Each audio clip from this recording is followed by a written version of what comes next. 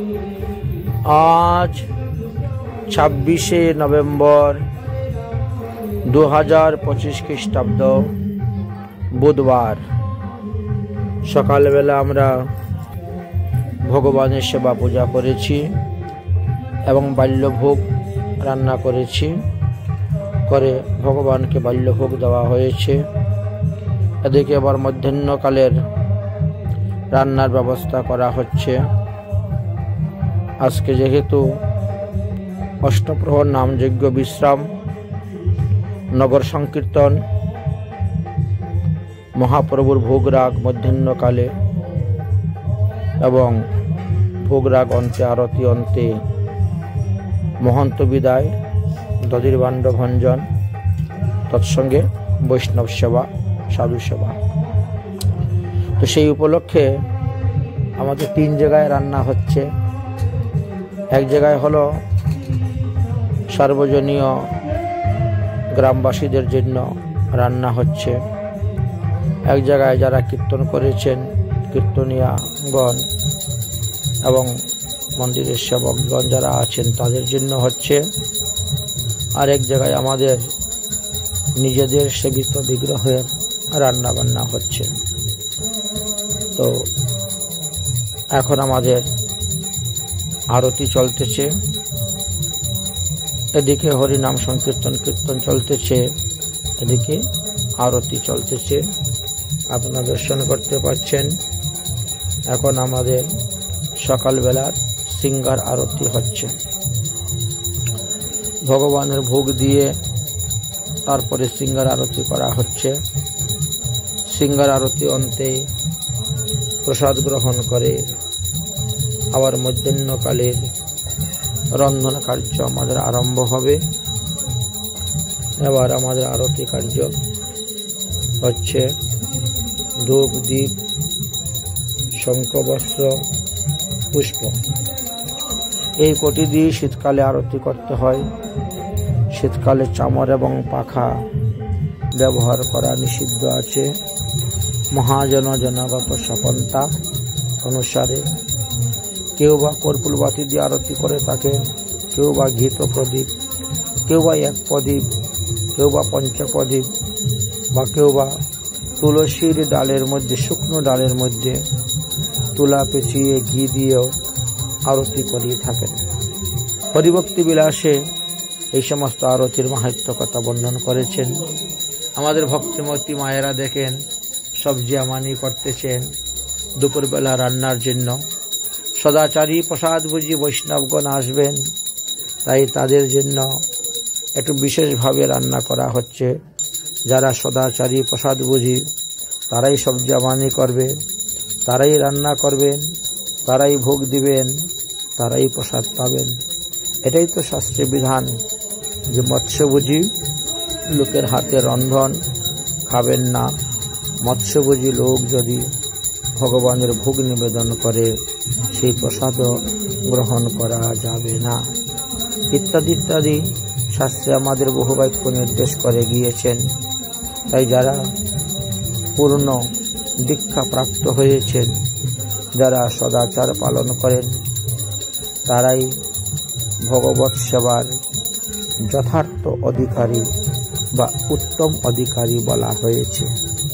অন্যান্যদেরকে মধ্যম অধিকারী, কনিষ্ঠ অধিকারী এভাবে শাস্ত্রে বর্ণন করে গিয়েছেন।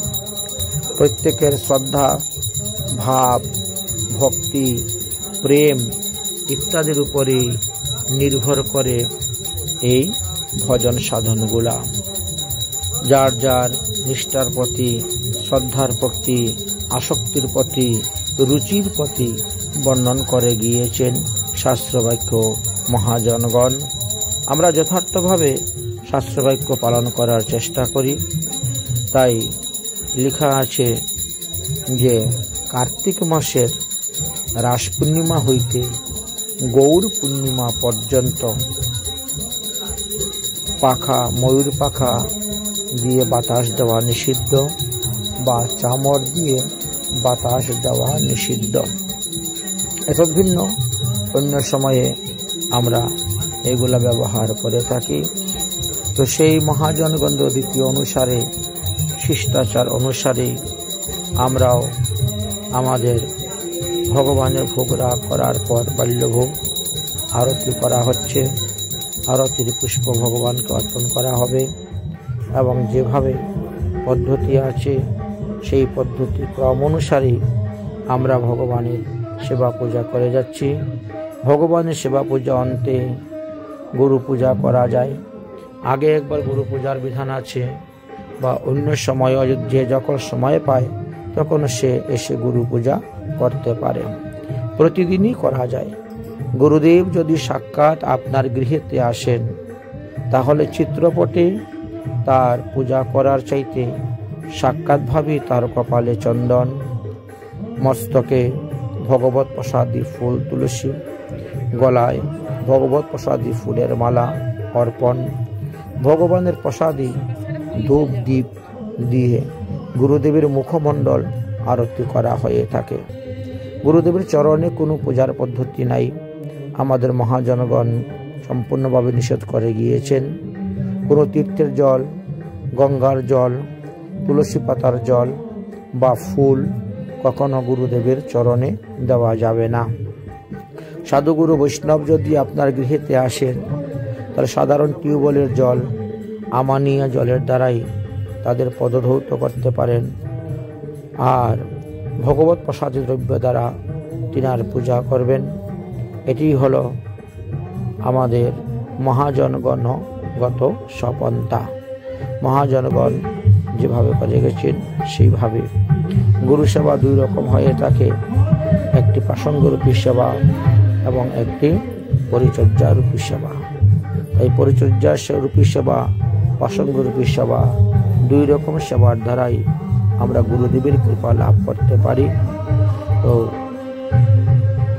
সদাচারী প্রসাদভোজী বৈষ্ণবগণ সর্বদাই দেখবেন স্বহস্তে রান্না করে ভগবানের ভোগ দিয়ে তারা প্রসাদ গ্রহণ করেন এবং অন্যান্য বৈষ্ণবদেরকেও প্রসাদ পরিবেশন করে থাকেন। এটাই মহাজনগত সপন্থা। যাই হোক, আমাদের সকালের বাল্যভোগ পাওয়া হয়ে গেছে।